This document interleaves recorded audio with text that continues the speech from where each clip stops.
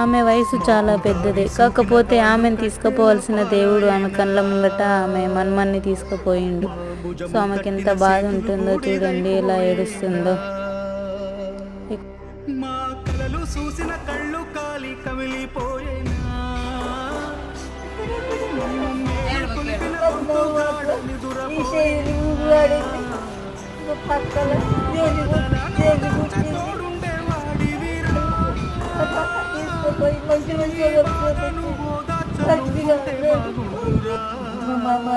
చిన్నోడు గదే